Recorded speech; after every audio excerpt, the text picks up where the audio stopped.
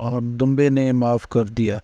ہمارے چھوٹے ماموں احمد جب پولیس میں بھرتی ہو رہے تھے تو بقول مامانی کے انہوں نے اپنے والدین یعنی میرے نانا نانی سے قرآن پر حرف اٹھوایا تھا کہ میں کبھی رشوت نہ لوں گا اور نہ دوں گا۔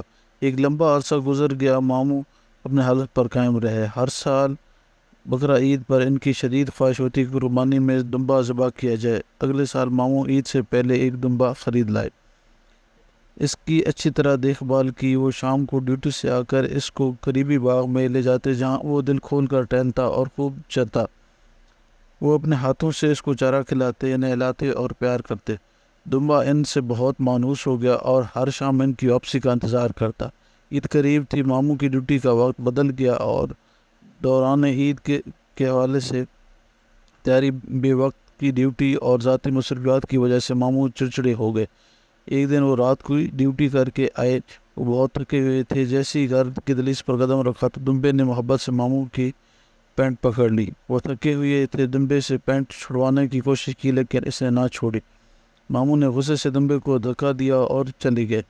اگلے دن کی چھٹی تھی تو وہ دیر تک سوتے رہے۔ شام کو نہا دھو کر جب ماموں نے دمبے کو چارہ پانی کھلانا چاہا تو اس نے کھانے سے انکار کر دیا۔ ماموں نے بہت کوشش کی اور ہر طرح کے جتن کر ڈالے لیکن دمبا ٹس سے مس نہ ہوا۔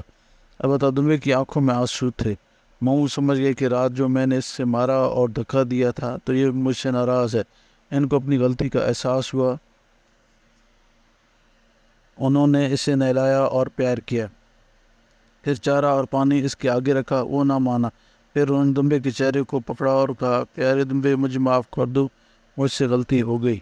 وہ بھی پھر نہ مانا۔ تو پھر ماموں نے اس کے پیر پکڑ لیے اور کہا، پیارے دمبے، میں اپنے کیے پر بہت شرمندہ ہوں، پلیز مجھے معاف کر دو۔ اب تو میں نے تمہارے پیر بھی پکڑ لیے ہیں۔ ماموں کو یہ کہنا تھا کہ دمبے نے خوب چارہ بھی کھایا اور ڈھیروں پانی بھی پیا۔ پھر اگلے روز ہی وہ قربان ہو گیا۔